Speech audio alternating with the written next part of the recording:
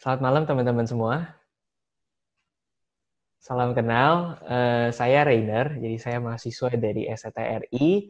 Saya satu alma mater sama Pak Nur Cahyo, dan pada malam hari ini bersyukur untuk kesempatan yang diberikan oleh Youth Gereja Kalam Kudus Jayapura, dan bersyukur boleh berkenalan dengan teman-teman. Nah, hari ini kita akan sama-sama berbicara tentang satu tema, yaitu mengalami dan juga mengerti ulang kebaikan Tuhan. Nah, oke. Kita akan sama-sama membaca kebenaran firman Tuhan ya, yang diambil dari Roma 8 ayat 28 hingga ayat yang ke-30. Jadi Roma 8 ayat 28 sampai ayat ke-30. Nah, saya percaya sebenarnya ini adalah bagian Alkitab yang nggak terlalu asing buat kita. Artinya mungkin ayat-ayat ini seringkali mungkin udah sering kita dengar gitu. Karena sering entah itu diucapkan oleh hamba Tuhan di gereja kita, atau kita ketemu di quotes-quotes yang ada gitu. Nah, kita baca bareng-bareng ya teman-teman. Saya akan membacakan, tapi teman-teman boleh ikut menyimak. Jadi Roma pasal yang ke-8, ayat yang ke-28 hingga ayat yang ke-30. Demikian firman Tuhan. Kita tahu sekarang bahwa Allah turut bekerja dalam segala sesuatu untuk mendatangkan kebaikan bagi mereka yang mengasihi Dia, yaitu bagi mereka yang terpanggil sesuai dengan rencana Allah, sebab dari semua orang yang dipilihnya dari semula, mereka juga ditentukannya dari semula untuk menjadi serupa dengan gambaran anaknya. Nah, sehingga anaknya itu menjadi yang sulung di antara banyak saudara. Dan mereka yang ditentukannya dari semula, mereka itu juga dipanggilnya. Dan mereka yang dipanggilnya, mereka itu juga dibenarkannya. Dan mereka yang dibenarkannya, mereka itu juga dimuliakannya. Demikian pembacaan firman Tuhan pada malam hari ini. Berbahagialah setiap kita yang bergumul untuk menjalankan kebenaran firman Tuhan di dalam kehidupan kita. Nah, teman-teman, sebelum kita masuk ke dalam pembahasan yang lebih dalam lagi, saya ingin mengajak kita untuk sekali lagi bersatu di dalam doa, kita memohon pimpinan Tuhan. Mari kita berdoa.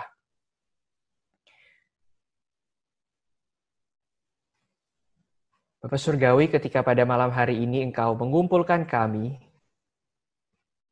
percaya bahwa anugerah-Mu lah yang memelihara kami. Hari demi hari kami lalui, tidak ada satu hari pun di mana Engkau tidak memelihara kami. Dan pada malam hari ini ketika secara khusus kami boleh bersekutu dan merenungkan kebenaran firman-Mu, kami mau menyerahkan juga hati dan juga pikiran kami. Kami memohon supaya Roh Kudus yang kiranya menolong kami, memberikan kami hati yang taat, telinga yang mau mendengar. Kami berdoa supaya hati kami boleh menjadi tanah yang subur, sehingga kami minggu demi minggu bukan hanya menjadi pendengar-pendengar firman saja, tapi melalui kesempatan yang kami masih boleh nikmati, kami boleh belajar untuk menjadi pelaku-pelaku firman. Kami boleh belajar untuk melakukan apa yang berkenan di hadapan-Mu, dan kami boleh belajar untuk melepaskan hal-hal yang mendukakan hati-Mu. Kiranya Engkau yang boleh berbicara kepada setiap kami pada malam hari ini, Engkau juga yang menolong hamba-Mu yang penuh dengan keterbatasan, kiranya kuasa dari Roh Kudus boleh memampukan dirinya. Terima kasih Bapa, inilah doa kami yang kami naikkan hanya di dalam nama Tuhan Yesus Kristus. Amin. Oke teman-teman, jadi kita akan berbicara tentang mengerti dan mengalami ulang kebaikan Tuhan. Nah, kenapa? Karena sebetulnya seringkali di dalam kehidupan kita nggak selalu bisa mengerti apa yang Tuhan mengerti sebagai kebaikan, gitu loh. Teman-teman, di dalam masa pandemi ini, di dalam masa krisis ini, ada begitu banyak penyesuaian-penyesuaian yang harus kita lakukan, gitu. Salah satunya misalnya kita harus jadi work from home, pekerjaan-pekerjaan yang harusnya kita lakukan dengan cara-cara yang lama, jadinya kita harus membuat penyesuaian-penyesuaian baru. Dan seringkali hal-hal yang seperti ini nggak mudah gitu loh. Ada orang yang mungkin sampai kehilangan pekerjaan mereka. Ada orang yang bahkan mungkin ikut terkena di dalam pandemi COVID ini, sehingga mereka dirawat di rumah sakit, mereka harus diisolasi dan sebagainya. Dan melalui masa-masa seperti ini memang sebetulnya nggak mudah gitu teman-teman. Nah, beberapa waktu yang lalu, teman-teman, saya itu mengikuti sebuah seminar online. Jadi di dalam masa pandemi ini, akhirnya seminar online itu jadi ada di mana-mana ya. Setiap gereja itu mengadakan seminar online. Dan salah satu tema yang seringkali diangkat adalah tentang penderitaan, teman-teman. Nah, kalau misalnya teman-teman aktif di sosial media, entah itu di Instagram atau di YouTube, kita tahu bahwa lembaga-lembaga Kristen, lembaga pelayanan Kristen lebih tepatnya, mengadakan banyak seminar yang berbicara tentang penderitaan gitu. Dan saya ikut beberapa seminar di dalam waktu-waktu luang yang ada, dan kebanyakan di dalam seminar-seminar yang bertemakan tentang penderitaan itu, pembicara-pembicara yang ada itu membuat sebuah kesimpulan gitu. Jadi kesimpulannya adalah melalui penderitaan, melalui krisis COVID yang sedang kita hadapi, sebetulnya Tuhan itu mengerjakan sebuah kebaikan gitu loh. Jadi ada berkat yang terselubung, ada blessing in disguise kalau bahasa kerennya ya. Jadi ada berkat yang tersembunyi, ada hikmah di balik semua penderitaan yang kita alami karena COVID ini. Nah, apa sih blessing in disguise-nya? Apa sih kebaikan-kebaikan yang Tuhan kerjakan di tengah keburukan atau kemalangan yang terjadi gitu loh. Nah, kebanyakan yang umum kita mendengar misalnya bahwa karena COVID ini akhirnya mau nggak mau kita jadi punya family time. Artinya kita yang dulu nggak dekat dengan orang tua kita yang dulu nggak dekat dengan keluarga kita, dengan orang rumah, mau nggak mau sekarang karena di rumah terus punya banyak kesempatan untuk berinteraksi dengan orang-orang di rumah. Artinya apa? Artinya ini sebetulnya adalah sebuah kesempatan untuk memperbaiki hal-hal yang mungkin dulu nggak terlalu baik gitu loh. Jadi memperbaiki relasi dengan keluarga. Nggak cuman itu. Jadi misalnya ya kebaikan lain yang kita alami adalah kita jadi belajar untuk memperhatikan sesama. Karena pandemi COVID ini akhirnya kita memperhatikan sesama. Jadi di kota-kota besar atau bahkan dimanapun ya, banyak fenomena yang terjadi di mana kita akhirnya membagikan nasi bungkus misalnya ke orang-orang yang nggak seberuntung kita membagikan masker, atau ada donasi-donasi uang yang dilakukan secara online, gitu loh. Jadi blessing in disguise. Tuhan mengerjakan kebaikan melalui masa-masa sulit. Tuhan membentuk kita melalui masa-masa sulit. Katanya sih seperti itu, teman-teman. Nah, tapi setelah saya merenungkan hal ini lebih dalam lagi ya, teman-teman. Ketika saya mengikuti beberapa seminar dan kesimpulannya adalah, nggak apa-apa, Tuhan mengerjakan kebaikan di tengah-tengah kesulitan, gitu loh. Kan premisnya seperti itu. Jadi hipotesanya tuh seperti itu. Melalui krisis-krisis kehidupan, Tuhan mendatangkan kebaikan, gitu. Kalau misalnya dulu aku punya sifat konsumerisme, artinya aku boros di dalam pengeluaran uang, sekarang karena aku nggak bisa keluar ke mall, aku nggak bisa kemana-mana, aku belajar untuk manage money, aku belajar untuk lebih mengatur keuanganku dengan lebih baik. Nah, saya juga mendengar kesaksian-kesaksian yang seperti itu, teman-teman. Nah, jadi sekilas, memang hal-hal yang seperti ini nampaknya adalah hal yang baik, gitu loh. Tapi kenyataannya ya, kalau saya pikir-pikir lebih dalam lagi, rupanya nggak sesederhana itu, teman-teman. Karena kalau misalnya kita bilang, melalui krisis ini kita jadi lebih dekat sama keluarga, kok rasanya nggak juga ya? Karena kalau misalnya kita dari dulu nggak pernah dekat sama orang tua kita punya masalah-masalah yang belum diselesaikan, apakah dengan sekarang kita lebih sering ketemu sama orang tua kita, lebih sering ketemu sama orang rumah kita, lalu mendadak hubungan itu bisa menjadi lebih baik? Gitu loh. Kenyataannya di Wuhan sana, di China, ketika suami istri itu akhirnya sering bertemu karena harus work from home, akhirnya berduaan terus di rumah, yang terjadi adalah angka perceraian itu meningkat, teman-teman. Jadi rupanya belum tentu blessing in disguise, belum tentu melalui krisis ini Tuhan mendatangkan kebaikan. Karena kebaikan itu sebenarnya tergantung diri kita sendiri. Ya enggak? Kalau emang kita nggak siap untuk dibentuk sama Tuhan, kita mau punya kesempatan yang seperti apapun sebetulnya mungkin percuma, gitu loh. Nah, teman-teman, sekarang kita akan ngomongin tentang kebaikan.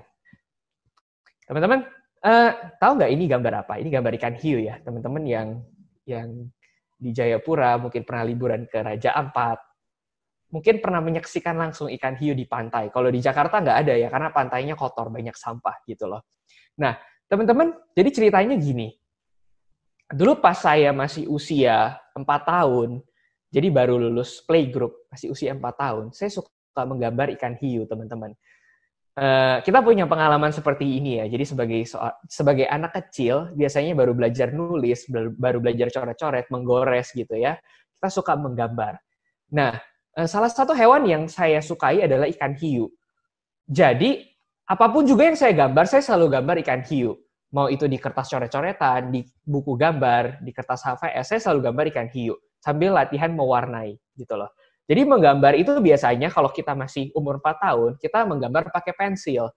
Nah, tapi waktu itu kebetulan saya dibelikan spidol sama mami saya gitu loh.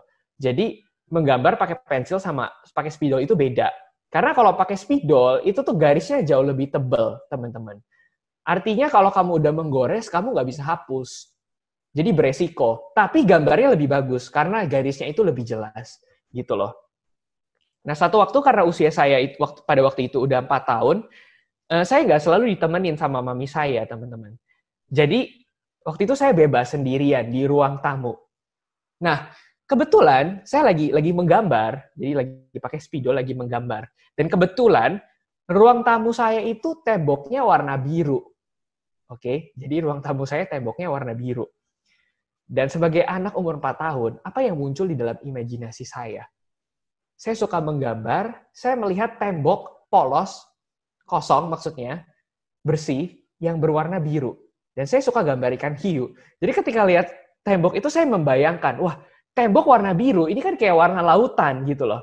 Artinya, ya kalau saya menggambar ikan hiu di sini, kayaknya cocok, karena ikan hiu tinggal di lautan dan tembok ini berwarna biru, jadi nggak usah repot-repot bikin background. Gitu kan. Dan benar, karena nggak diawasin waktu itu, akhirnya saya gambar ikan hiu di tembok rumah saya di ruang tamu gitu loh. Setelah itu nggak lama akhirnya mami saya itu datang dan mami saya kaget kenapa saya tiba-tiba mengotori dinding rumah gitu loh. Saya gambar ikan hiu di dinding rumah dan akhirnya saya diomelin sama mami saya pada waktu itu. Kamu kenapa gambar di tembok? Kan mami udah sering kali bilang jangan gambar di tembok. Kalau mau gambar kan udah ada kertas atau buku menggambar. Kenapa kamu gambar di tembok? Ini nggak bisa dihapus, apalagi kamu pakai spidol, gitu kan? Nah, saya sebagai anak yang berusia 4 tahun pada waktu itu, saya cuman menatap kembali mami saya yang marahin saya, dan saya cuma bisa tersenyum gitu loh, dengan muka yang ngerasa nggak bersalah, dan saya bilang, loh, kan Rainer suka gambar ikan hiu. Nah, ketika saya ngomong kayak gitu ya, mami saya udah nggak bisa berkata-kata lagi, gitu kan, karena pusing. Ya udahlah, namanya anak kecil umur 4 tahun, ya hal yang seperti ini bisa terjadi, gitu loh. Nah, teman-teman, saya ingat cerita ini sampai sekarang, padahal ini udah berbelas-belas tahun yang lalu, tapi saya masih ingat. Kenapa? Karena itu kejadiannya di rumah saya yang lama. Jadi saya udah pindah rumah, dan saya pindah rumah itu sekitar mungkin 5-6 tahun yang lalu. Tapi pas saya pindah rumah, saya masih ingat gitu loh, ninggalin rumah, ninggalin ruang tamu, gambar itu tuh masih ada. Jadi ini kisah yang saya ingat, kenapa? Karena ya kalau keluar masuk ruang tamu, ngelihat gambar itu, gambar yang saya bikin pas saya umur 4 tahun gitu loh. Dan teman-teman, lucunya seperti ini ya. Kalau misalnya kita bilang atau ngomongin tentang kebaikan, kebaikan itu kan sebenarnya tergantung perspektif siapa. Ya enggak? Jadi, kalau pakai perspektif saya sebagai anak usia 4 tahun waktu itu, menggambar di tembok itu bukan sesuatu yang keliru mungkin. Karena saya anak yang berusia 4 tahun, saya hanya melakukan sesuatu yang menyenangkan hati saya. Gitu loh. Mungkin di dalam pikiran saya yang berusia 4 tahun pada waktu itu ya, apa salahnya? Aku kan cuma lagi melatih diri. Aku lagi berseni gitu loh. Tapi di dalam pandangan ibu saya, di dalam pandangan mami saya pada waktu itu, saya sedang melakukan sesuatu yang nggak baik gitu kan. Tapi poinnya teman-teman, ada gap. Jadi ada jarak, ada perbedaan pemahaman, ada perbedaan perspektif. Di dalam perspektif seorang anak kecil, yang pertimbangannya itu sangat minim, menggambar di tembok rumah itu mungkin nggak terlalu masalah gitu kan.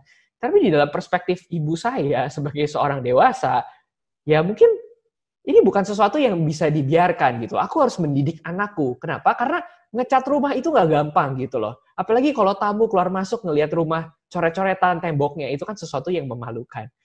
Nah, tapi berbicara tentang kebaikan, sebetulnya emang ada kebingungan teman-teman.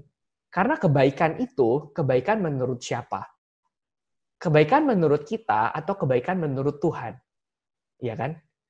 Nah, mungkin kita bisa bilang, ya tapi gue nggak bego-bego amat lah, sorry ya bahasanya agak vulgar. Gue nggak kayak anak yang umur 4 tahun lah, nggak ngerti apa-apa, gitu loh. Mungkin kita bisa bilang kayak gitu, teman-teman.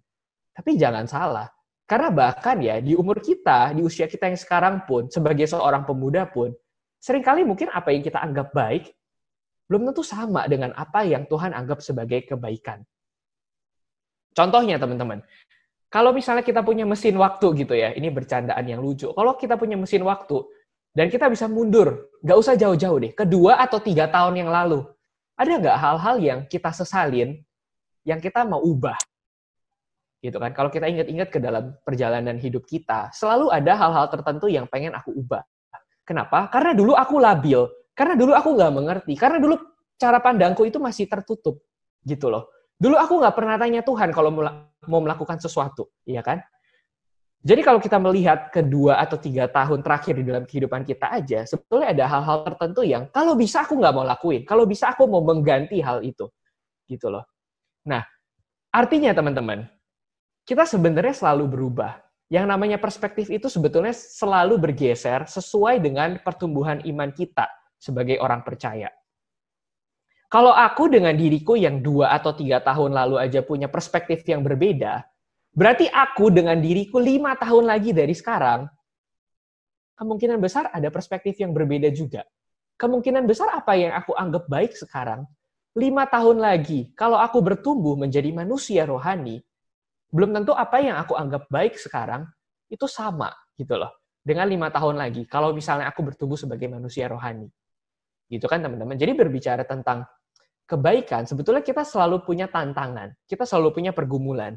Karena menentukan baik itu berdasarkan perspektif siapa. Pemahaman kita tentang sesuatu yang baik itu selalu berubah-ubah, teman-teman.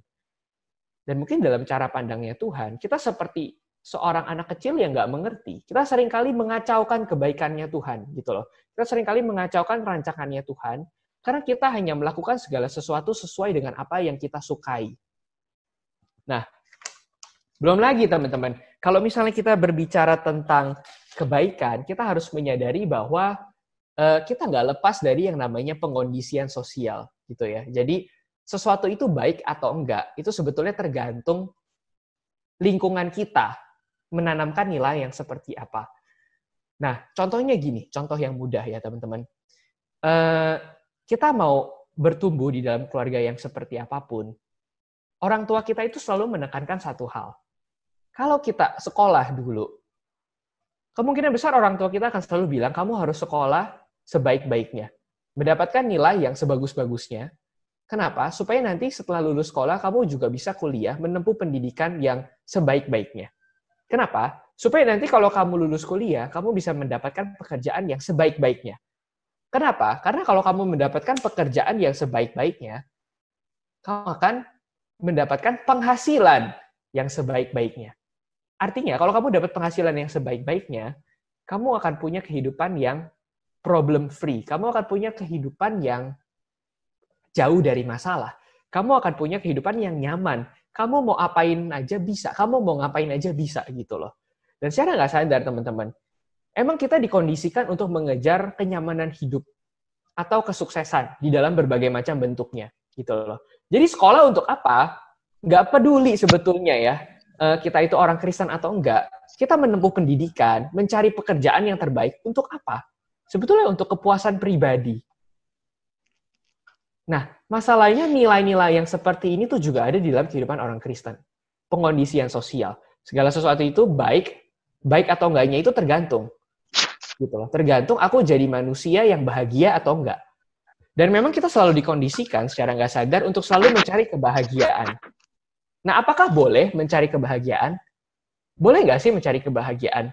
Gitu loh. Apakah jadi orang yang sukses misalnya, berpenghasilan besar, terus kemudian punya hidup yang problem free, punya hidup yang nggak ada masalah, boleh nggak sih? Iya kan? Mungkin sebenarnya boleh-boleh aja. Tetapi pertanyaannya adalah, apa keunikan kita menjalankan panggilan sebagai orang Kristen? Kalau misalnya tujuan hidup kita itu hanya untuk mencapai kebaikan, dan kebaikan itu selalu dimengerti sebagai kelimpahan di dalam hal-hal yang material, gitu teman-teman. Nah, jadi teman-teman, padahal ya, kalau kita mau jujur, yang terlihat baik itu belum tentu baik. Ya, yang terlihat baik itu belum tentu baik. Dan yang terlihat nggak baik, itu tuh juga belum tentu nggak baik. Jadi sekali lagi, yang kelihatannya baik untuk kita, itu sebetulnya belum tentu baik. Dan yang kelihatannya nggak baik, yang kelihatannya nggak nyaman untuk kita, belum tentu nggak baik. Gitu loh. Dan untuk mengerti yang betul-betul baik sesuai dengan kehendaknya Tuhan, sebetulnya kita harus belajar untuk bergumul dan bertumbuh. Nah, contoh, saya mau kasih satu contoh lagi ya teman-teman. Jadi belum lama ini, sebelum corona, ketika saya waktu itu masih tinggal di asrama di kampus, saya secara nggak sengaja mendengar percakapan dua orang teman pria yang lagi bercakap-cakap gitu loh.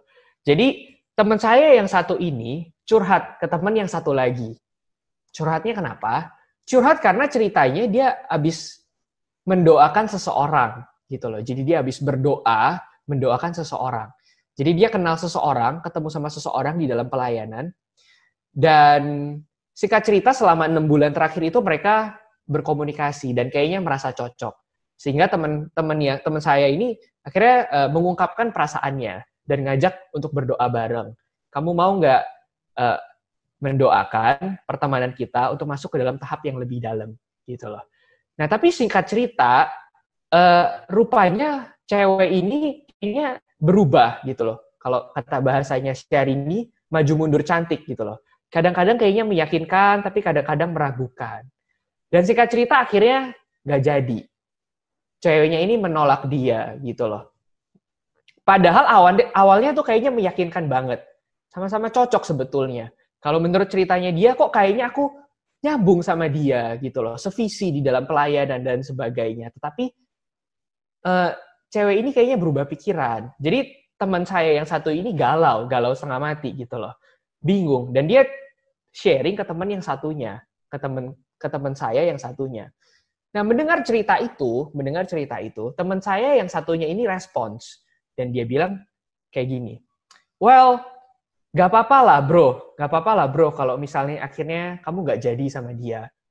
Karena ya, coba nih, saya ajak kamu pikir bro, kalau dipikir-pikir ya, sebetulnya kalian kan udah sampai tahap mendoakan bareng.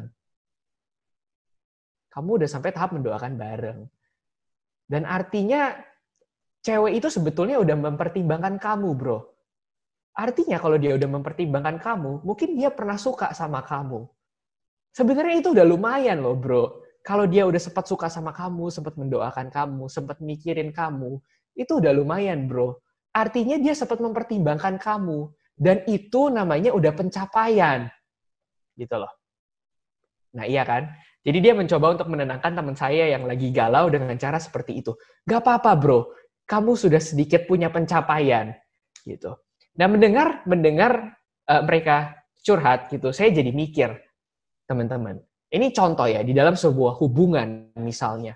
Menentukan baik atau enggak, gitu loh. Seringkali emang secara nggak sadar kita melihat baik atau enggak itu tergantung aku dapetin apa yang aku mau atau enggak. Baik di dalam sebuah relasi adalah ketika aku mendapatkan orang yang aku mau. Dan secara nggak sadar, relationship, hubungan itu akhirnya dilihat menjadi semacam cara untuk mencapai sesuatu. Jadi dilihat sebagai pencapaian, gitu loh. Nah, saya jadi berpikir, kalau misalnya kita melihat sesuatu baik atau enggak itu berdasarkan pencapaian, apakah sebetulnya itu sama dengan nilai-nilai Kristiani? Kamu mendekati seseorang karena kamu ingin mendapatkan dia, kamu ingin membuktikan diri kamu sendiri sebenarnya, gitu loh. Apakah itu adalah sesuatu yang baik ya? Meskipun kamu mendapatkan orang yang kamu naksir, tapi mendapatkan orang yang kamu naksir itu belum tentu artinya kamu mengasihi dia. Nah, tapi masalahnya di dalam budaya kita sekarang, relasi itu dilihat sebagai sebuah pencapaian. Relasi itu nggak lagi dilihat sebagai relasi. Hubungan antara seorang pria dan seorang wanita yang saling mengasihi, yang saling membangun. Dilihat sebagai pencapaian, dilihat sebagai trofi gitu loh. Piala, aku kalau dapetin dia, aku bangga, aku bisa membanggakan diriku. Padahal, jadi sukses itu kan dilihat di dalam budaya kita melalui pencapaian. Padahal, teman-teman, sukses di dalam sebuah relasi, kita pakai contoh relasi ya, sukses di dalam sebuah relasi itu sebetulnya nggak selalu dilihat dari aku dapetin apa yang aku mau atau enggak.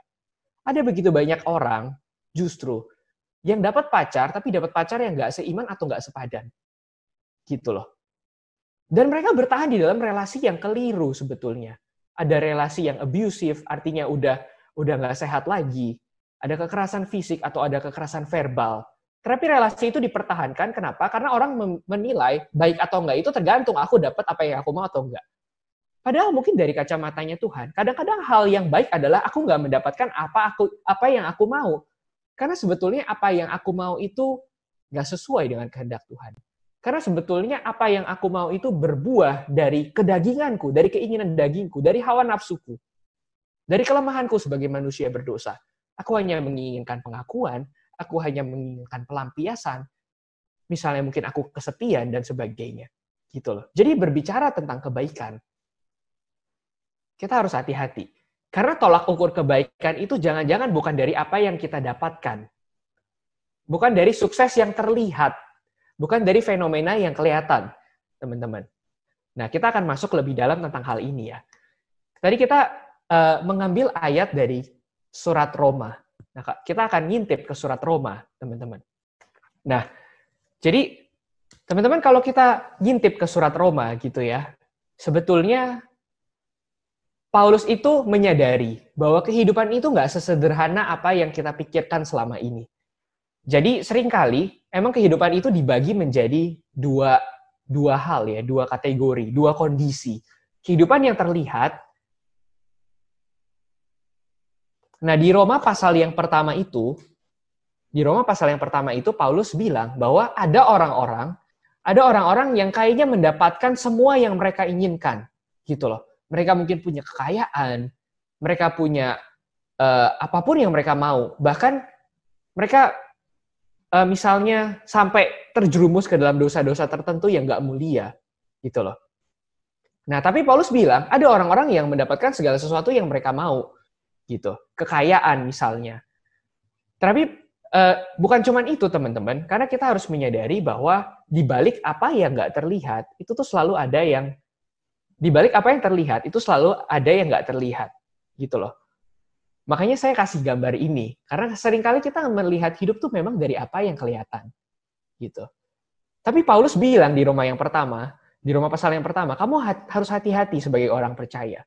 Karena jangan-jangan Tuhan sedang menghukum kamu. Dan cara Tuhan menghukum kamu itu adalah dengan menyerahkan kamu kepada keinginan kamu sendiri.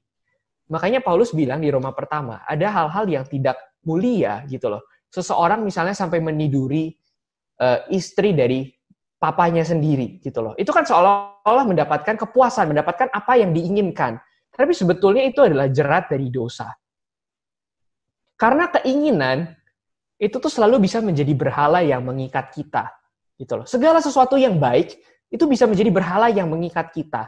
Dan Paulus lagi ngomong di dalam Roma yang pertama, apapun juga yang baik, kesuksesan, kecantikan, kekayaan gitu loh. Pencapaian-pencapaian kamu di dalam kehidupan kamu, itu bisa menjadi berhala, kalau kata Paulus di dalam Roma yang pertama. Nah, sehingga Paulus membedakan. Jadi di Roma yang ke-8, di dalam perikop sebelum perikop bacaan kita, Paulus tuh bilang, kamu harus hati-hati. Kenapa? Karena hidup itu sebetulnya berbicara tentang apa yang nggak terlihat. Dan yang nggak terlihat itu cuma bicara tentang masalah orientasi sebetulnya.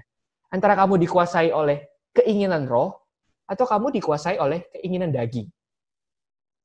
Jadi secara fenomena, mungkin kamu sukses, gitu loh. Tapi di dalam kehidupan batinmu, mungkin jangan-jangan kamu dikuasai sama keinginan daging.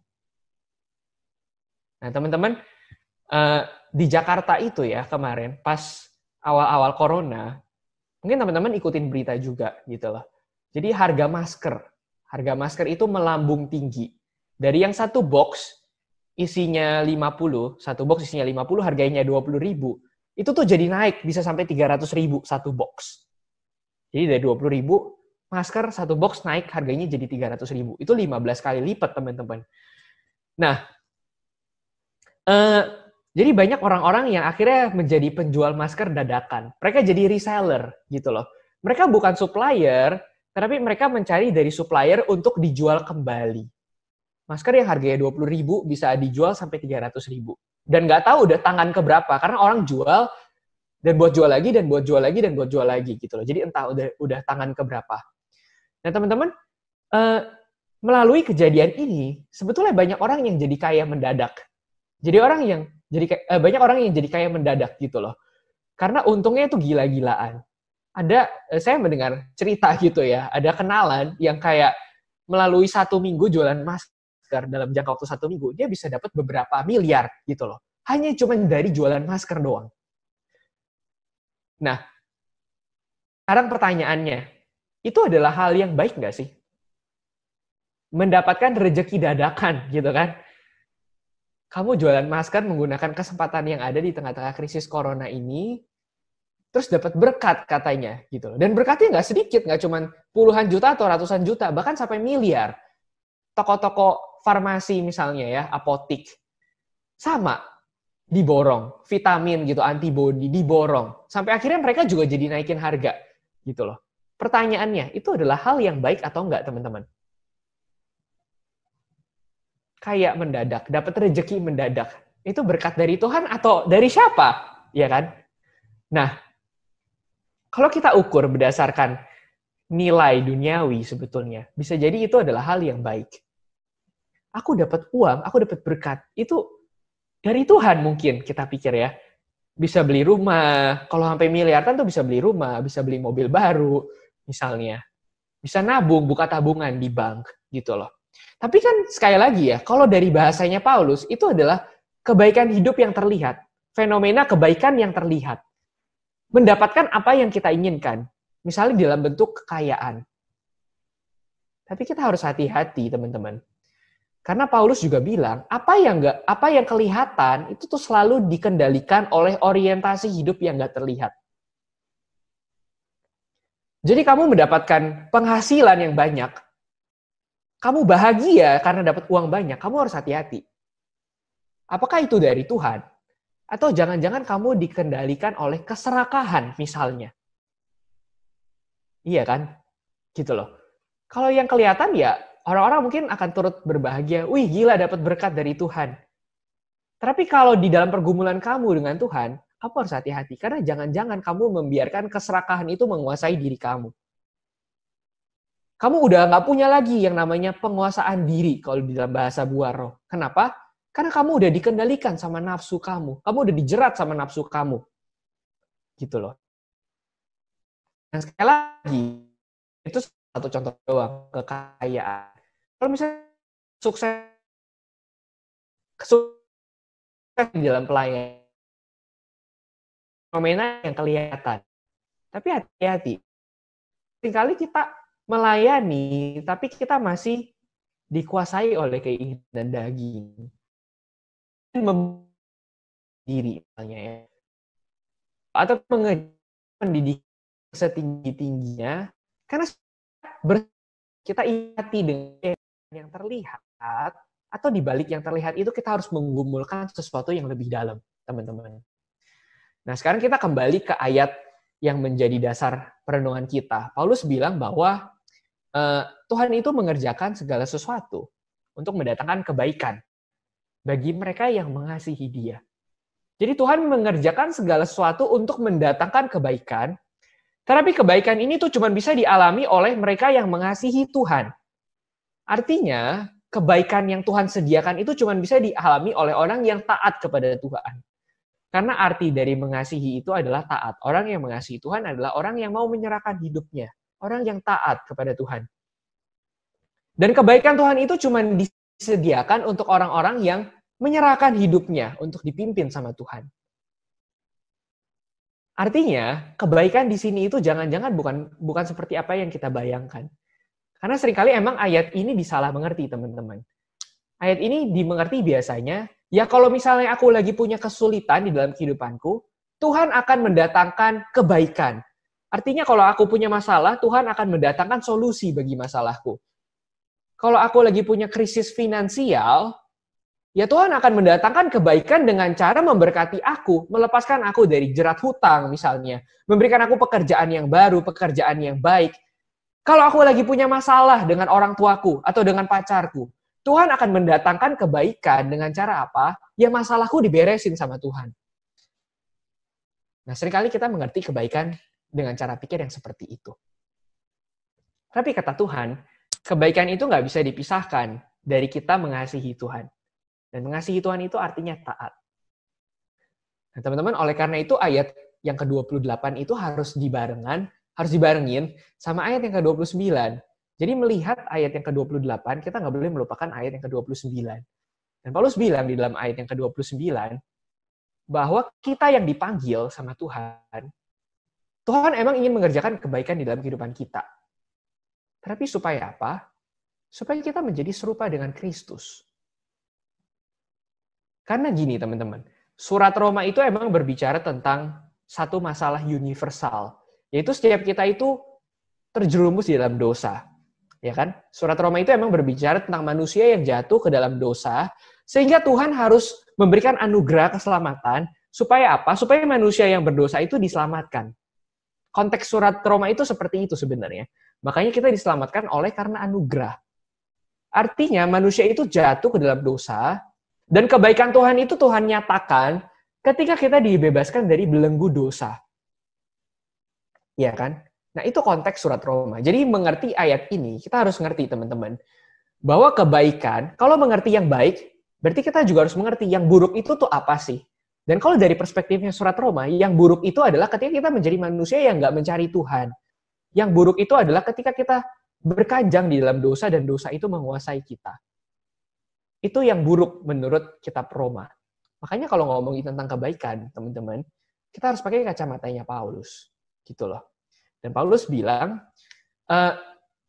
kebaikan itu nggak bisa dilepaskan dari karya keselamatannya Tuhan sebetulnya. Makanya ini berbicara tentang kita dipanggil menjadi orang percaya, dan jadi orang percaya untuk apa? Untuk jadi serupa dengan Kristus. Gitu. Nah teman-teman, jadi kita lihat poin yang pertama. Ada satu penulis yang bilang satu hal yang menarik. Penulis ini bilang kurang lebih kayak gini. Masalah paling besar dari kebanyakan orang Kristen itu tuh bukannya nggak percaya sama Tuhan, tetapi nggak serupa sama Tuhan. Sekali lagi ya, masalah kita sebagai orang Kristen itu tuh bukannya kita nggak percaya sama Tuhan, tapi kita nggak serupa sama Tuhan. Kita bukannya unbelief itu nggak percaya. Kita bukannya unbelief sama Tuhan, tapi kita unbeing. Kita not being like Christ. Kita nggak menjadi serupa dengan Kristus. Gitu loh. Dan emang seringkali gereja itu, saya harus bilang ya, kadang-kadang gereja itu punya fokus yang agak berat sebelah. Karena kita dari kecil selalu diajarin, yang paling penting di dalam iman Kristen adalah kamu percaya sama Tuhan Yesus. Karena kalau kamu percaya sama Tuhan Yesus, kamu akan mendapatkan anugerah keselamatan. Dari kecil kita selalu mendengar akan hal itu, teman-teman.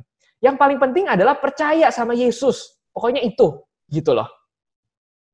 Tapi tunggu dulu.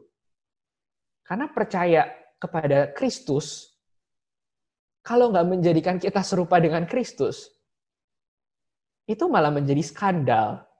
Itu malah menjadi masalah.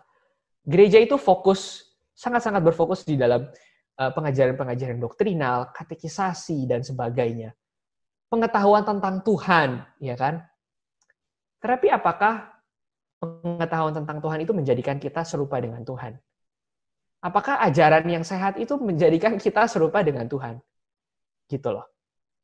Jadi berbicara tentang kebaikan, nah kita harus lihat kebaikan di dalam perspektif yang luas, yaitu perspektif Tuhan menyelamatkan kita sebagai manusia berdosa. Dan kita diselamatkan sebagai manusia berdosa, teman-teman, bukan hanya cuman untuk percaya sama Tuhan doang, gitu loh. Bukan supaya nggak percaya, sekarang jadi percaya. Atau percaya, jadi lebih percaya. Ini bukan permainan intelektual sebenarnya. Karena Yakobus juga bilang, kamu percaya sama Tuhan, itu baik. Tapi bahkan iblis pun percaya, gitu loh. Dan Yakobus juga bilang, kamu percaya, kamu punya iman, tapi kalau kamu nggak punya perbuatan, itu nggak ada faedahnya, gitu loh. Nah, saya mau kasih contoh nih. Contoh fenomena yang juga secara umum terjadi di gereja. Ketika kita bicara tentang kebaikan ya. mendengarkan khotbah atau pengajaran yang baik, itu baik atau enggak, teman-teman?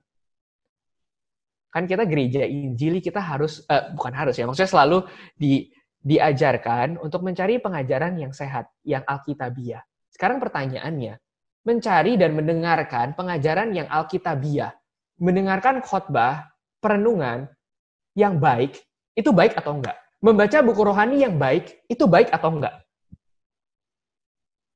Mungkin 90% dari kita akan ngangguk-ngangguk dan bilang, ya baiklah. Mendengarkan firman yang baik, ya baiklah. Ya enggak?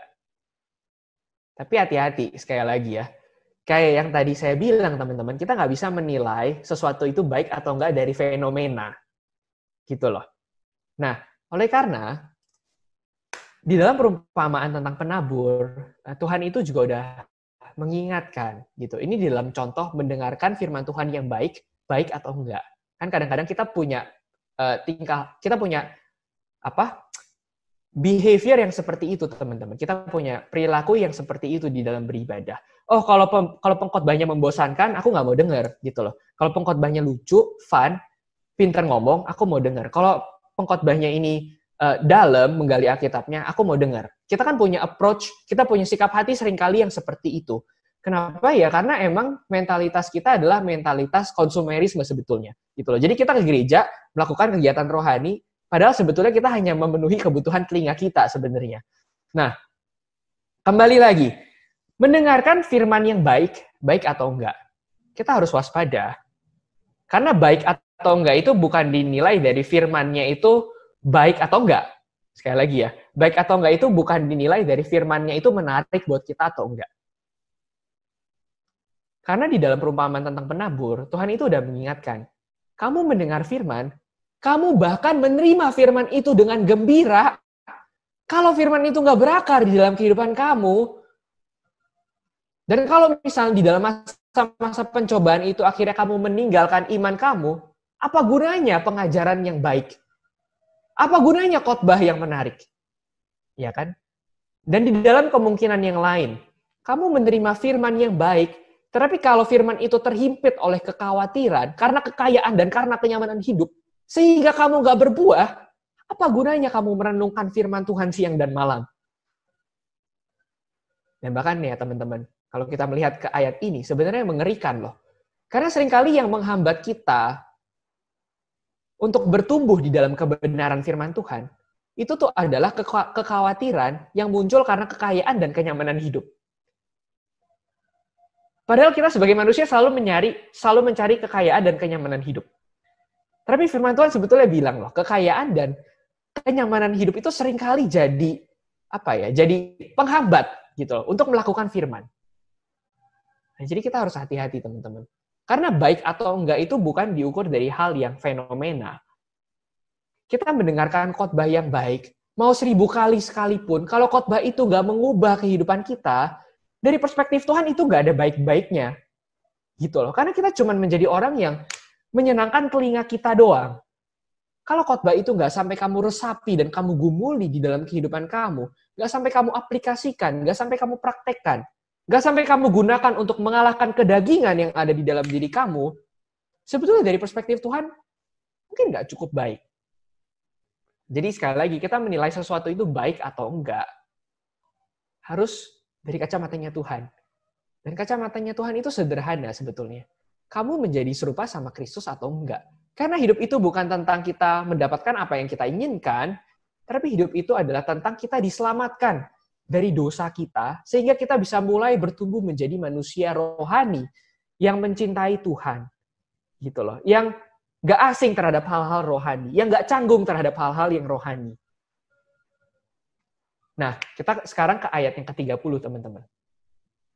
Ayat 30 itu Paulus bilang, setiap orang yang dipanggilnya, mereka itu dimuliakannya.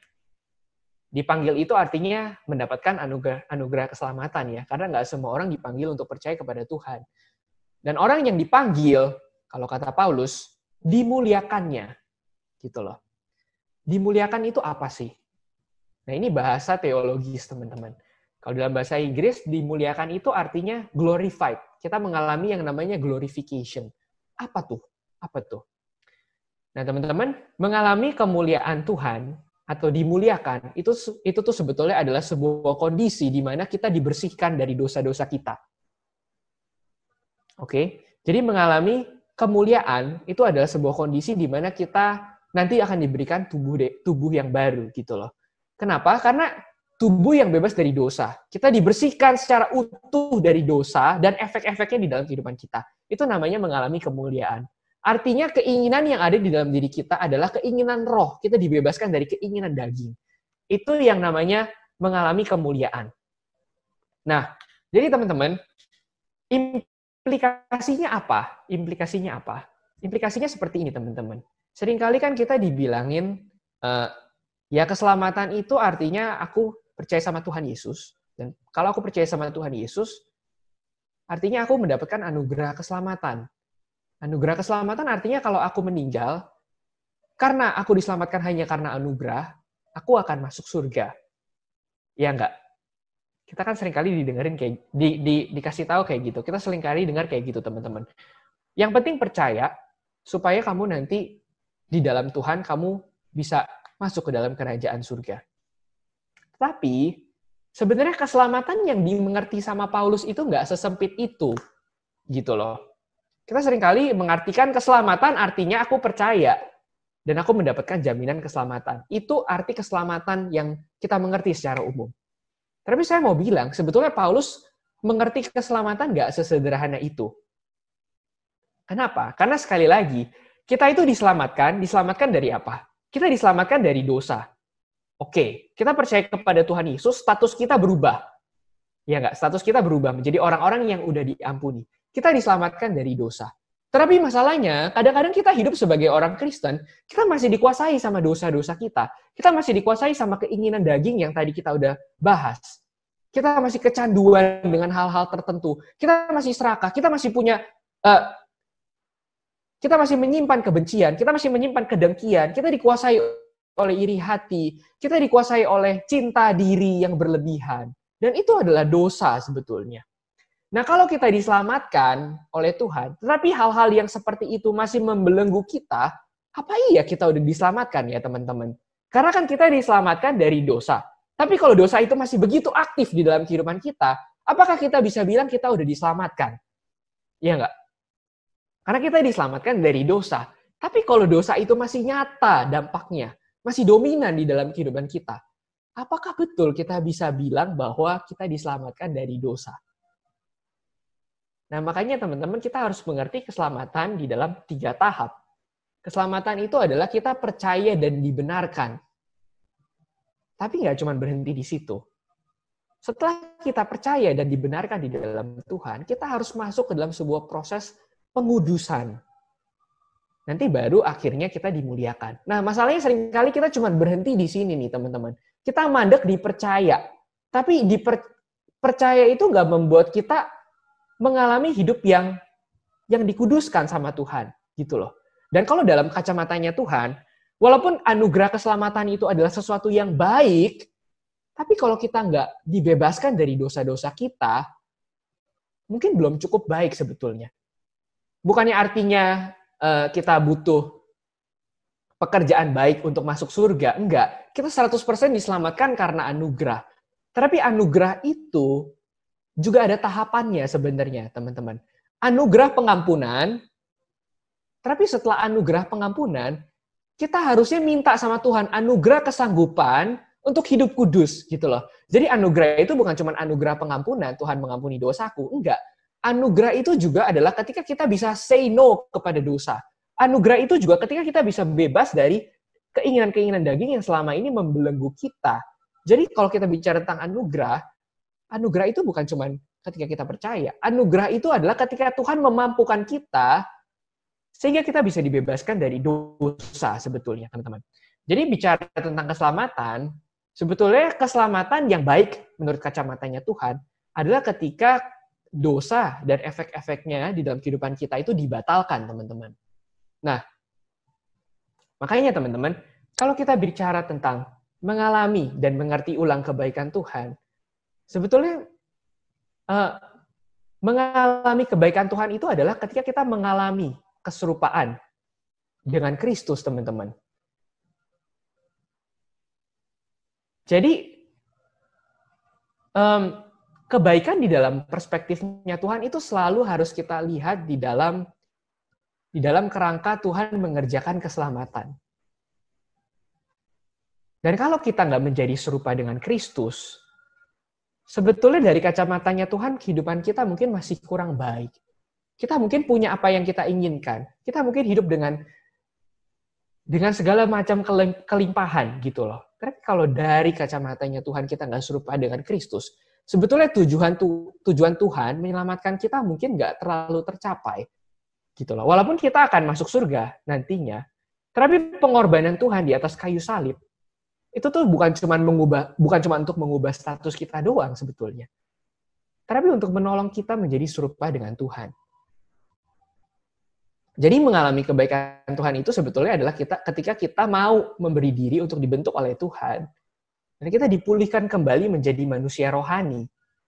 Kebaikan itu bukan apa yang kelihatan, tapi kebaikan itu berbicara tentang kehidupan batin kita dengan Tuhan, gitu loh teman-teman. Nah makanya ya, seringkali teman-teman, ini adalah kebaikan yang dimengerti atau dikejar oleh orang-orang pada umumnya ya. Kebaikan yang terlihat, kesuksesan, pengakuan, kepemilikan, hidup yang tanpa masalah, gitu loh. Kebahagiaan, ini kan kebaikan yang dimengerti oleh kita manusia pada umumnya. Tetapi kalau dari kacamatanya Tuhan, sebagai Tuhan yang kudus, sebagai Tuhan yang menginginkan kesucian hidup, sebenarnya kebaikan itu berbicara tentang orientasi hidup. Kita dipenuhi oleh buah roh atau keinginan daging. Bahkan di dalam pelayanan sekalipun, teman-teman, seringkali kita menggantikan buah roh dengan karunia rohani. Sekali lagi ya, seringkali kita menggantikan buah roh dengan karunia rohani. Kita menganggap kita udah jadi anak Tuhan yang baik atau belum. Kita mengukur kedewasaan rohani, itu tuh biasanya dari karunia rohani sebetulnya. Karena dari kecil, dari sekolah minggu, kita selalu diajarin. Harus pelayanan, harus mimpin pujian, harus main musik, dan orang-orang yang baik adalah orang-orang yang bisa tampil di depan, biasanya. Karunia rohani. Tapi sekali lagi, karunia rohani itu cuma apa yang kelihatan, teman-teman. Apa yang kelihatan. Dan bisa loh, kita punya karunia rohani, tapi dikuasai sama keinginan daging. Kayak saya kasih contoh tadi ya, ada begitu banyak pelayan-pelayan Tuhan yang terkena skandal gitu. Mereka punya karunia rohani, tapi orientasi hidupnya sebetulnya keinginan daging. Dan Tuhan udah bilang, kamu akan kenal seseorang itu pengikut aku atau enggak, itu tuh dari buahnya.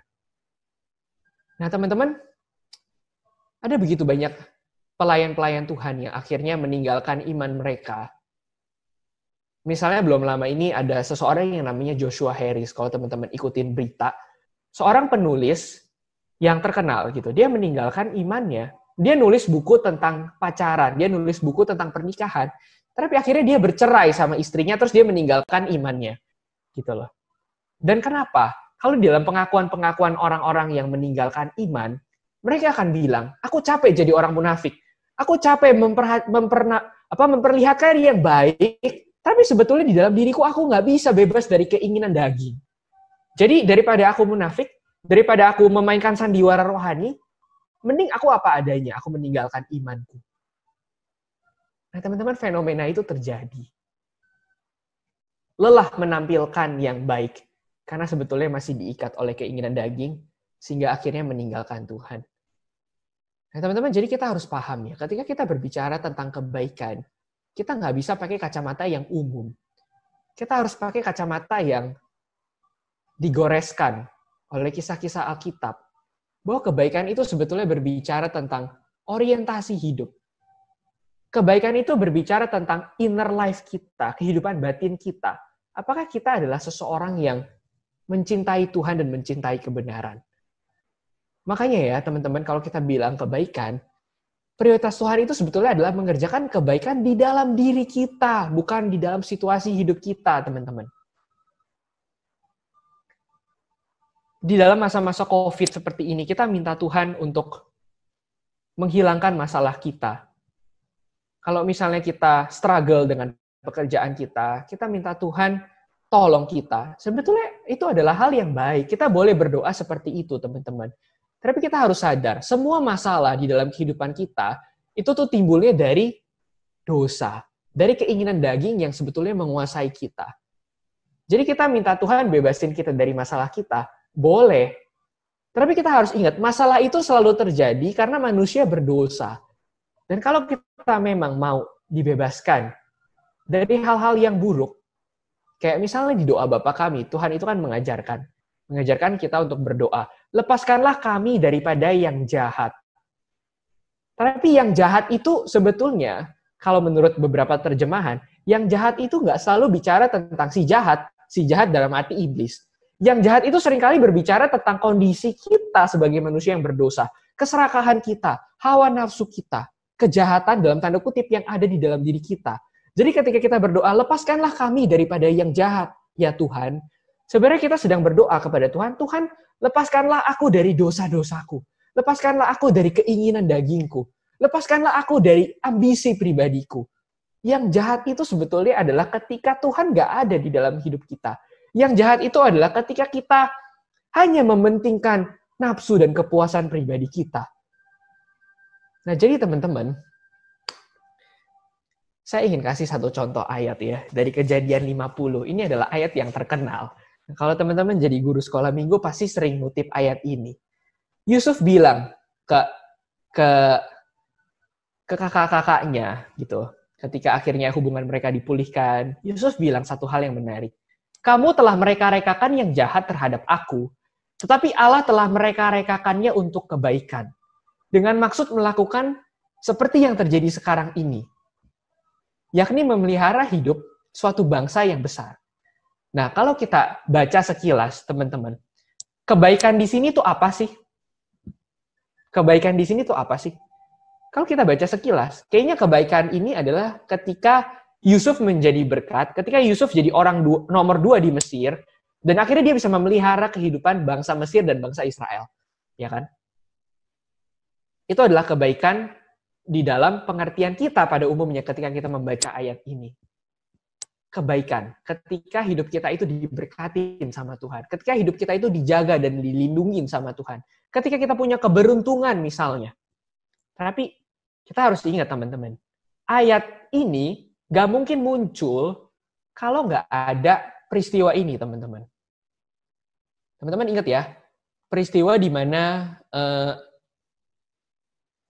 Yusuf itu digoda oleh istri Potifar, oleh tante Poti. Dan Yusuf itu kemudian keluar satu kalimat dari mulut Yusuf. Bagaimanakah mungkin aku melakukan kejahatan yang besar ini dan berbuat dosa terhadap Allah? Teman-teman, yang ini gak mungkin terjadi tanpa yang ini. Iya kan? Kalau Yusuf gak mengasihi Tuhan, kalau Yusuf bukan pribadi yang taat sama Tuhan, pribadi yang bisa menjadi berkat untuk orang lain, yang ini nggak mungkin muncul, teman-teman. Jadi ya, kalau kita bandingin sama ayat yang tadi, kebaikan itu nggak mungkin muncul, kebaikan yang umum itu nggak mungkin muncul kalau kita nggak dibentuk sama Tuhan. Kebaikan yang Yusuf alami di dalam Kejadian 50, itu tuh mungkin muncul kenapa? Karena dia mengasihi Tuhan. Karena dia punya karakter rohani di dalam diri dia. Karena dia adalah seorang pria yang godly, gitu loh. Seorang pria yang saleh.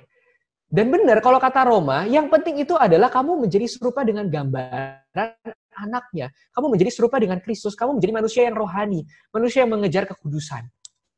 Dan ini adalah kebaikan, gitu loh. Jadi kebaikan itu bukan cuma sekedar akhirnya bangsa Israel nggak kelaparan. Enggak. Kalau ditelusurin teman-teman, kebaikan yang nampak di luar itu tuh asalnya dari mana? Asalnya adalah dari satu pribadi yang mencintai Tuhan. Jadi seringkali kita berdoa, meminta Tuhan untuk mengubah situasi kita. Padahal yang harus diubah adalah arah hati kita, teman-teman. Seringkali kita minta Tuhan mendatangkan kebaikan di dalam kondisi hidup kita. Padahal yang harus diubah adalah hidup kita yang di dalam nih. Interaksi aku dengan Tuhan. Inner life-ku. Kehidupan batinku. Jadi teman-teman, seringkali kitalah yang menghambat Tuhan. untuk mengerjakan kebaikan di dalam kehidupan kita. Karena kita salah mengerti kebaikan. Karena kita pikir kebaikan itu adalah sesuatu yang ada bentuknya, sesuatu yang bisa aku nikmati. Padahal di dalam perspektifnya Tuhan, kebaikan itu adalah ketika kamu berbuah dan kamu menjadi manusia rohani. Gitu loh. Dan seringkali yang nggak bisa menjadikan kita manusia rohani itu apa sih? Ya keinginan kita sendiri, teman-teman. Kita punya agenda pribadi. Kita punya keinginan-keinginan yang menjadi berhala di dalam kehidupan kita. Sehingga maksud dan purpose-nya Tuhan di dalam kehidupan kita nggak genap. Karena kita dikuasai oleh kedagingan dan keinginan kita yang menjadi berhala. Jadi teman-teman, apa yang harus kita lakukan? Teman-teman, mari kita belajar untuk mengizinkan Tuhan untuk masuk ke dalam kehidupan kita yang paling dalam. Artinya apa? Artinya kita membiarkan Tuhan untuk menciptakan kebaikannya di dalam diri kita, bukan di dalam kehidupan kita. Karena Matius 6 ayat yang ke-33 Tuhan juga ada bilang, kejarlah dulu kebenaran daripada kerajaan Allah dan semuanya itu akan ditambahkan kepada kamu. Jadi kamu jangan salah fokus gitu loh. Ketika Tuhan mengerjakan kebaikan di dalam diri kamu, justru melalui diri kamulah Tuhan akan mendatangkan kebaikan yang umum. Melalui kehadiran kamulah sebagai manusia rohani, kamu akan memberikan sentuhan-sentuhan. Sehingga kebaikan itu bisa datang. Tapi kebaikan itu selalu dimulai dari diri kamu yang paling dalam. Artinya teman-teman, kita harus belajar untuk bertanya. Ada nggak sih, selama ini kita mungkin salah mengerti kebaikan. Gitu loh. Kita mengerti kebaikan sebagai kelimpahan hidup. Hidup yang tanpa masalah. Sehingga setiap kali kita berdoa cuma minta Tuhan menghilangkan masalah kita, ya nggak apa-apa, tapi jangan lupa teman-teman. Tuhan ingin lebih dari itu. Tuhan ingin masuk ke dalam kehidupan kamu dan mengubah kamu. Jadi coba ubah perspektif kita ya. Kebaikan itu always start from the inside, selalu dimulai dari dalam. Yang kedua, apa yang menghambat kita untuk mengalami kebaikan Tuhan yang sesungguhnya? Dosa itu bukan sekedar aku berbuat salah. Dosa itu sekali lagi berbicara tentang keinginan daging, orientasi hidup, yang seringkali nggak kelihatan gitu loh. Ada nggak keinginan daging apa yang masih dominan atau diam-diam aktif di dalam kehidupan kita? Nah, kita harus beresin ini, teman-teman. Karena kebaikan Tuhan itu sebetulnya dinyatakan ketika Dia menguduskan kita. Nah, kita sering dengar ya, Tuhan itu bilang bahwa kepada orang yang karib kepadaku, aku menunjukkan kekudusanku. Itu sebetulnya bentuk dari kebaikan Tuhan. Dan Tuhan di dalam Ibrani, Tuhan itu bilang ya, aku nggak menganggap remeh, aku nggak akan mendidik anakku sebagai anak gampangan gitu loh. Artinya kebaikan Tuhan itu sebetulnya Tuhan nyatakan ketika Tuhan mulai memperlakukan kita sebagai manusia rohani. Nah yang ketiga teman-teman, dalam aspek apa kita masih kurang serupa dengan Kristus? Maksudnya di dalam buah roh. Nah refleksikan teman-teman. Jadi kebaikan itu, karena kebaikan itu selalu berbicara tentang rancangan keselamatan Tuhan. Dan rancangan keselamatan Tuhan itu selalu berbicara tentang membebaskan kita dari dosa. Jadi kebaikan itu sebetulnya adalah ketika kita mengalami keserupaan dengan Kristus. Dan ketika kita mulai bertumbuh menjadi manusia rohani. Itu kebaikan dalam perspektifnya Tuhan. Bukannya kita nggak boleh meminta kebaikan-kebaikan yang umum, yang terlihat. Artinya kalau ada temanku yang sakit, aku berdoa supaya Tuhan menyembuhkan dia. Bukannya itu nggak boleh. Go ahead teman-teman. Berdoalah untuk hal-hal yang seperti itu. Berdoalah supaya pandemi COVID ini segera berakhir. Berdoalah teman-teman. Berdoalah supaya kalau kamu punya kesulitan finansial, Tuhan akan membuka jalan. Berdoalah. Tetapi jauh lebih dalam dari itu teman-teman. Kamu juga harus siap untuk menjadi pribadi yang berbuah. Karena seringkali kita mau Tuhan untuk mengubah situasi kita. Padahal Tuhan ingin kita mengubah situasi kita melalui diri kita sendiri. Kalau kita berdoa untuk kehidupan keluarga yang lagi nggak baik, ya kamu mulai jadi berkat dong untuk orang tua, untuk pasangan kamu. Gitu loh. Kalau kamu berbicara tentang krisis finansial, kamu lagi punya kesulitan, mungkin karena Tuhan sedang melatih kamu untuk menjadi orang yang nggak cinta uang. Untuk menjadi orang yang mulai memikirkan gitu loh. Aku punya uang, bagaimana aku mengolah uangku dengan bertanggung jawab di hadapan Tuhan. Nah ini bedanya ya teman-teman. Jadi goodness itu bukan goodness di dalam fenomena yang kelihatan. Tapi goodness itu adalah goodness di dalam diri kita sebagai manusia rohani. yang udah ditebus oleh Tuhan. Oke, teman-teman.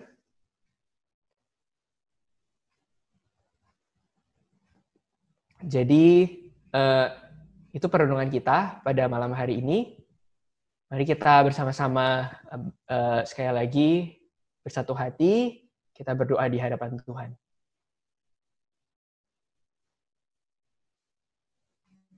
Bapa Surgawi, kami bersyukur karena pada kesempatan ini firman-Mu boleh mengingatkan kami bahwa seringkali kami mengejar kebaikan yang keliru. Seringkali kami mengejar kebaikan dalam arti kami menginginkan kenyamanan. Kami menginginkan hidup yang tanpa masalah. Padahal sebagai Bapa yang memperlakukan kami sebagai anak-anak-Mu, yang Kau inginkan adalah pertumbuhan iman kami. Yang Kau inginkan adalah supaya kami menjadi serupa dengan anak-Mu Kristus Yesus. Oleh karena itu Bapa, biarlah kiranya anugerah keselamatan yang kami alami boleh kami alami juga sebagai anugerah yang mengubah kami. Kami bukan hanya menjadi anak-anak-Mu yang meminta-minta supaya Engkau mengubah situasi kehidupan kami. Tapi kami boleh menjadi anak-Mu yang memberanikan diri untuk menghampiri Engkau. Karena satu-satunya hal yang paling penting yang harus diubah sebetulnya adalah diri kami sendiri. Oleh karena itu Bapak, kiranya Engkau yang menolong kami, berikan kepada kami kesanggupan untuk boleh mengalami dan mengerti ulang kebaikan yang Engkau kehendaki. Sama seperti firman-Mu, ajar kami untuk memikirkan perkara yang di atas. Ajar hati dan pikiran kami supaya tidak terbelenggu dengan kedagingan kami. Tetapi berikanlah kami kepekaan-kepekaan rohani. Tolong kami Bapa. Demi nama Kristus Yesus kami berdoa. Amin. Baik, terima kasih Kak Renner untuk renungannya di malam hari ini. Setelah lulus ya, kemungkinan akan ada catatan kontrak ke Bangka 2 tahun. Thank you atas pertanyaannya, ya, Pak Okta. Nah, sebenarnya kejadian-kejadian gini banyak sih ya. Misalnya kayak yang tadi saya ada sempat sebut, ada penulis di Amerika yang namanya Joshua Harris. Jadi dia adalah pastor yang terkenal gitu loh, karena dia menulis banyak buku-buku rohani. Dan dia udah pelayanan selama berpuluh-puluh tahun. Tapi rupanya tahun lalu dia mengumumkan bahwa dia bercerai sama istrinya. Dan setelah mengumumkan dia cerai sama istrinya, dia mengumumkan bahwa dia meninggalkan imannya. Gitu loh. Nah, kita bertanya-tanya, kok bisa ya orang yang kayaknya percaya Tuhan, bahkan dipakai Tuhan untuk melayani dengan sedemikian rupa, meninggalkan Tuhan gitu. Apakah keselamatannya hilang gitu kan? Atau contoh lain misalnya Deddy Kobuser, kita tahu ya kalau di Indo, dia kan sebetulnya kepercayaannya kalau nggak salah Katolik deh. Dulu dia orang Katolik. Artinya sebetulnya dia percaya kepada Tuhan juga ya, percaya kepada masih Tuhan yang sama gitu. Tapi kemudian dia pindah dan akhirnya sekarang kita tahu dia memeluk agama Islam gitu, Pak. Nah, pertanyaannya adalah apakah keselamatannya hilang? Nah, kalau misalnya kita setia sama apa yang Alkitab katakan, emang Alkitab itu bilang bahwa keselamatan itu hanya ada di dalam Tuhan Yesus. Karena Tuhan Yesus itu adalah satu-satunya jalan menuju Bapa. Gitu loh. Jadi kalau seseorang itu menyangkal Tuhan Yesus dan nggak mengakui Tuhan Yesus sebagai Tuhan, sebetulnya dia nggak bisa datang ke Allah Bapa gitu loh. Dan keselamatan itu nggak ada di dalam diri dia. Nah terus pertanyaannya adalah apakah keselamatan bisa hilang? Gitu loh. Kenapa ada orang yang dulu mengaku percaya Tuhan Yesus, terus tiba-tiba nggak percaya Tuhan Yesus? Apakah itu artinya keselamatan bisa hilang? Nah jawabannya sebetulnya keselamatan nggak bisa hilang. Gitu. Jadi kalau misalnya ada fenomena di mana orang itu meninggalkan iman mereka, walaupun tadinya mereka percaya kepada Tuhan Yesus, yaitu berarti kemungkinan adalah karena iman mereka bukan iman yang sungguh-sungguh gitu loh. Makanya Alkitab itu selalu warning, Alkitab itu selalu bilang, selalu memperingatkan kita bahwa iman yang sejati itu harus disertai dengan kehidupan yang berbuah. Iman yang sejati itu bukan cuma sekedar percaya kepada Tuhan Yesus. Makanya di dalam di dalam surat Yakobus juga bilang bahwa iman tanpa perbuatan itu mati gitu loh. Jadi artinya ada banyak orang yang mengaku percaya kepada Tuhan Yesus sebetulnya, tetapi mereka belum tentu betul-betul mengenal Tuhan Yesus. Karena kalau cuma bicara tentang percaya, percaya itu tuh apa sih? Apakah cuma percaya secara akal? Kalau cuma percaya secara akal, ya kayak di surat Yakobus bilang, kamu percaya itu baik, tetapi setan pun percaya kepada Tuhan dan mereka gentar gitu loh. Dan di dalam Matius 7 ya, itu kan juga terkenal ya, Tuhan Yesus bilang bahkan, kamu mengusir setan demi namaku, kamu melakukan mujizat demi namaku, tapi aku nggak mengenal kamu, hanyalah kamu pembuat kejahatan gitu loh. Orang yang bisa bernubuat demi nama Tuhan Yesus, orang yang bisa melakukan mujizat demi nama Tuhan Yesus, apakah mereka nggak percaya sama Tuhan Yesus? Pasti mereka percaya sama Tuhan Yesus. Tapi percaya ini cuma di dalam level mungkin pengakuan iman atau percaya secara kognitif. Padahal di dalam Alkitab, percaya itu selalu mengenal Tuhan atau percaya itu nggak bisa dipisahkan dengan kehidupan bergaul dengan Tuhan. Gitu loh. Jadi tanda kita sungguh-sungguh percaya atau enggak adalah apakah kita sungguh-sungguh mengenal Tuhan. Mengenal Tuhan dalam arti kita taat sama Tuhan, makanya kita bisa menjadi pribadi yang berbuah. Mengenal Tuhan dalam arti kita nggak cuma membiarkan Tuhan jadi Tuhan pas hari Minggu doang, tapi di dalam kehidupan kita, apakah betul-betul kita mencari Tuhan? Gitu loh. Nah, jadi begitu sih Pak. Kalau misalnya ada fenomena di mana orang meninggalkan Tuhan, padahal mereka tadi yang mengaku percaya sama Tuhan, ya kemungkinan karena memang mereka nggak betul-betul punya relasi dengan Tuhan Yesus gitu loh. Percayanya hanya sekedar ungkapan di mulut doang. Dan itu kan emang gampang terjadi ya di dalam kehidupan kita sebagai orang Kristen ya. Makanya ada istilah Kristen KTP dan sebagainya. Gitu Pak Okta. Oke, terima kasih. Kita memang percaya bahwa keselamatan itu adalah karena anugerah, semata-mata karena anugerah. Artinya kalau keselamatan adalah karena anugerah, nggak ada perbuatan baik kita sedikit pun yang mengambil andil di dalam keselamatan yang Tuhan berikan, gitu loh. Karena seperti yang Brian bilang tadi, kenyataannya ketika kita berusaha untuk bertobat, sebetulnya kita akan selalu jatuh bangun, gitu kan. Jatuh bangunnya bahkan nggak cuma sekali, 2 kali, 10 kali, bahkan mungkin bisa ratusan kali dalam kehidupan ini, gitu loh. Tapi apakah kalau kita jatuh bangun, kita bukan orang yang diselamatkan? Pertanyaannya itu ya. Nah, justru saya pengen ngomong bahwa sebetulnya tanda pertobatan adalah kita mengalami jatuh bangun, gitu loh.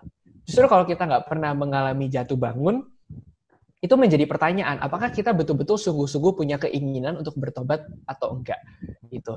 Nah, yang namanya dosa itu kan emang bukan cuma sekedar status.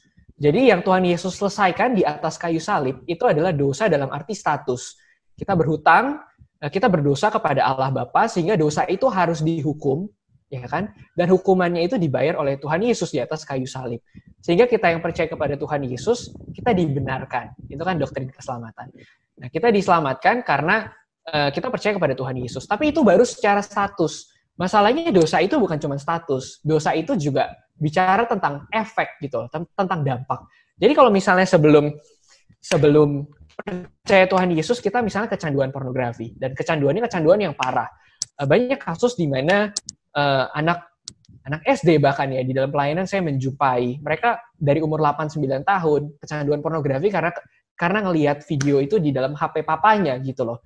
Dan kecanduan dari umur 8 tahun sampai pemuda, artinya kecanduan berbelas-belas tahun. Apakah setelah percaya sama Tuhan Yesus bisa langsung hilang gitu kan? Nah, secara status, kalau dia percaya sama Tuhan Yesus, dosanya udah diampunin. Tapi kan dampak dari dosa itu nggak langsung selesai. Nah, ini saya tadi ada tunjukin bahwa, nah, kelihatan Brian? Kelihatan Kak, kelihatan. Nah, jadi keselamatan itu memang sebetulnya ada prosesnya ya. Makanya keselamatan itu seringkali kita cuma bicara dipercaya dan dibenarkan gitu. Ketika kita percaya sama Tuhan Yesus, dosa kita udah diampunin. Tapi kan ada efek dari dosa yang berkepanjangan gitu. Nah, makanya kita masuk di dalam proses yang kedua, yaitu dikuduskan.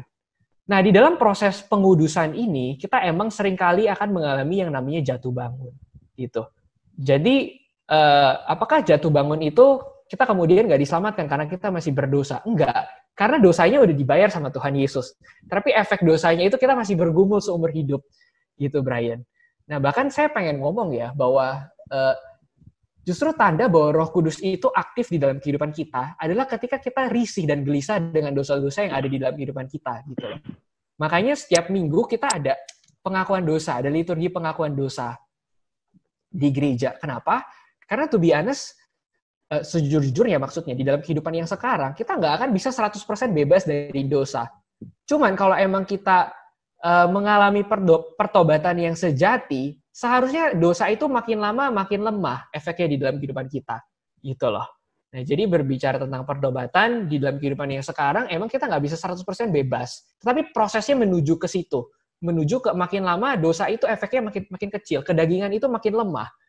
Gitu loh. Jadi walaupun kita jatuh bangun 100 kali atau 1000 kali pun, ya nggak apa-apa, tapi harus ada progresnya, harus ada perkembangannya gitu loh. Jangan aku dengan 1 bulan yang lalu atau 1 tahun yang lalu, ya masih menggumuli hal yang sama, masih jatuh di dalam dosa yang sama.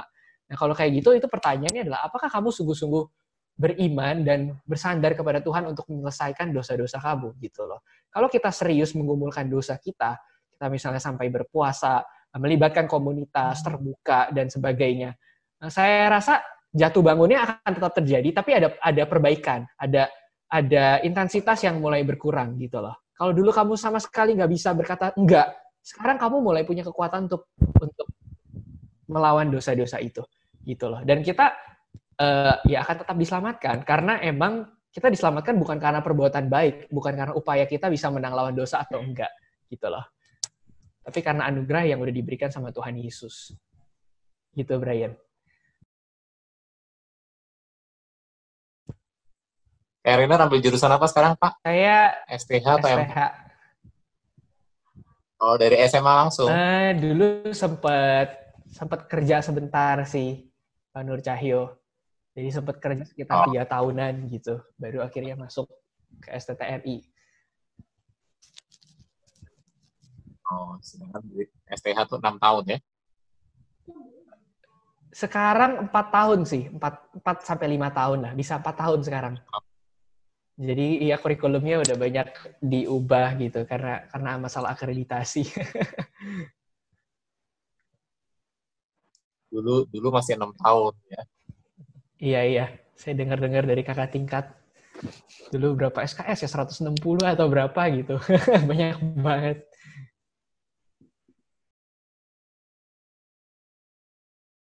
Oh, oke. Ceritanya cukup panjang sih sebenarnya ya. Tapi singkatnya sebenarnya saya lahir dari keluarga hamba Tuhan juga gitu loh. Jadi kakek saya itu hamba Tuhan. Nah, tapi beda tradisi. Jadi kakek saya itu hamba Tuhan, tapi mereka alirannya Pentakosta sebetulnya gitu loh. Jadi kami punya gereja keluarga. Nah, dari kecil saya selalu ke gereja Pentakosta, ke GPDI. Jadi hafal cerita-cerita sekolah minggu sampai sekarang tuh gara-gara sekolah minggu di GPDI.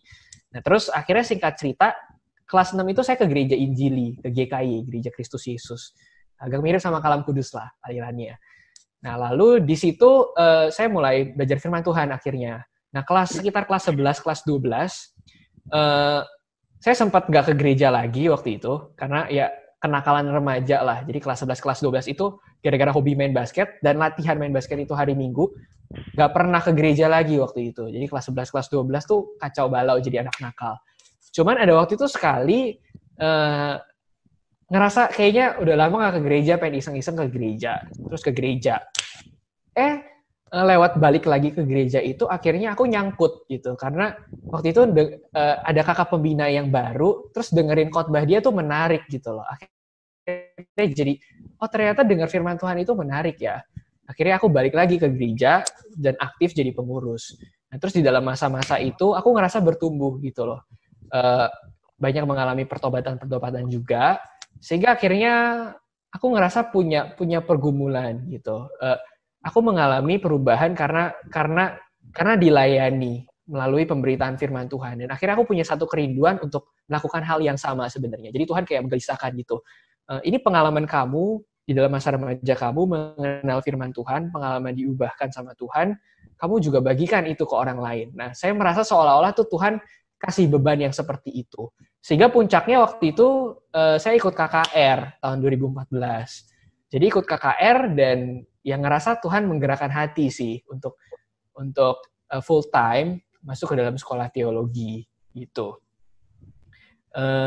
Terus pas kebetulan lagi kayaknya dapat konfirmasi juga dari orang-orang di sekitar.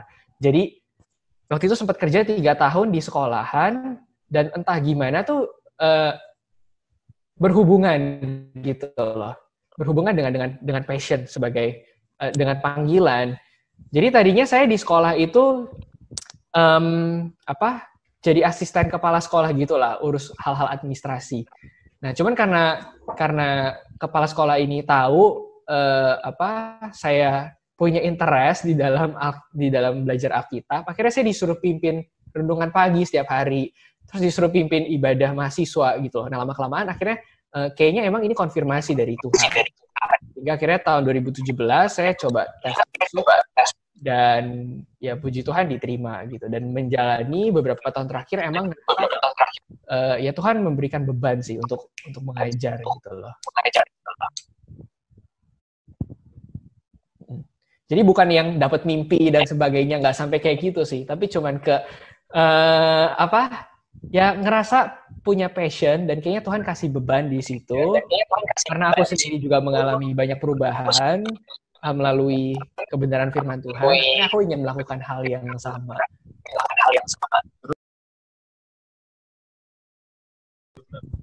Sebenarnya dulu sempat tes di saat sebelum ke STTRI. Nah, cuma entah kenapa di saat itu nggak diterima gitu loh. Padahal udah sampai tahap interview. Nasib kita sama. Oh sama Pak. Iya ya. Gitu ya. Ada generasinya Pak Cahyo. Cuma saya nggak diterima karena waktu wawancara saya sombong banget. Saya bilang saya nggak mau jadi gembala. Jadi saya memperlihatkan sikap tidak. Iya. Terus gimana? Iya, awalnya tes di saat karena pembina remajaku di gereja beberapa orang tuh orang gitu loh.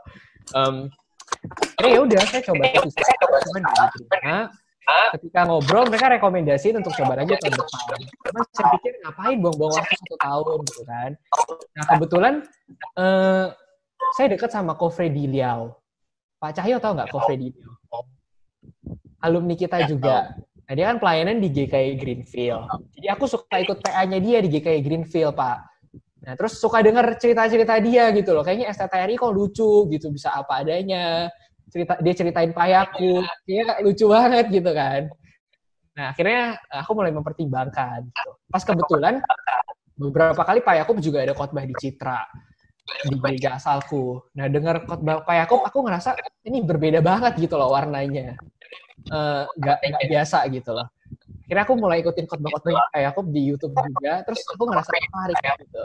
So akhirnya ya udah coba daftar di STTRI karena ya dengar-dengar dari Ko Freddy direkomendasiin emang unik gitu ini tempat gitu loh. Jadi akhirnya ya udah daftar di STTRI dan sekarang setelah menjalani tahun keempat ya aku bersyukur sih masuk STTRI karena banyak apa ya anti culture istilahnya gitu, hal-hal yang selama ini aku ngerasa harusnya STT itu begini loh, ternyata masuk di STTRI semua itu diputar balikan gitu Pak. Banyak hal-hal yang open minding lah, yang membuka pikiranku. Jadi ya sangat senang bisa memilih untuk masuk ke STTRI sebenarnya. Istri saya bilang khotbah kamu mirip Pak Yakub katanya. Iya, dosen homiletika. Kamu tipe-tipe khotbah STTRI begitu, selalu bising gitu. Fenomena yang diangkat-angkat. Iya. Kak Rainer. Iya. Kenapa tidak masuk STTRI yang satunya yang Injili? Oh.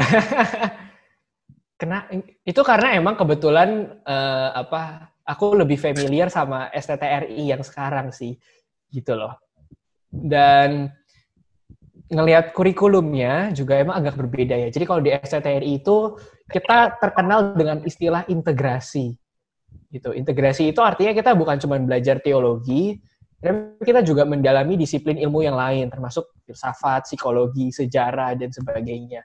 Jadi kita nggak cuma berat sebelah di doktrin, tapi kita juga belajar bidang ilmu lain gitu loh, yang bisa memperlengkapi teologi kita sebenarnya. Nah, STTRI kan sebenarnya cukup dikenal karena integrasinya dan pelayanan konseling gitu loh.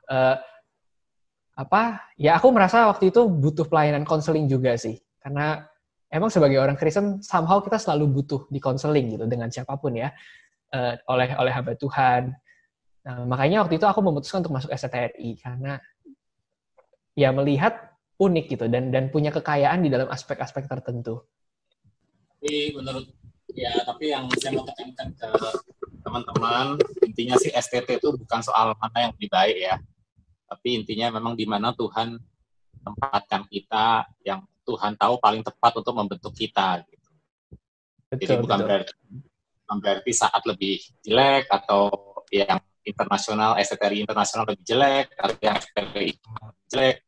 Bukan soal mana yang lebih jelek atau lebih bagus, tapi Tuhan tahu di mana kita tuh paling tepat untuk dibentuk gitu. Nah, saya bertepatan Tuhan lihat tepat dibentuknya di STTRI yang Kemang. Di situ saya ketemu istri saya, di situ istri saya ke Papua. Jadi istilahnya kalau Bu Lili tidak pernah sampai ke Papua dan jadi dirpol di Papua kalau saya tidak ke STTRI.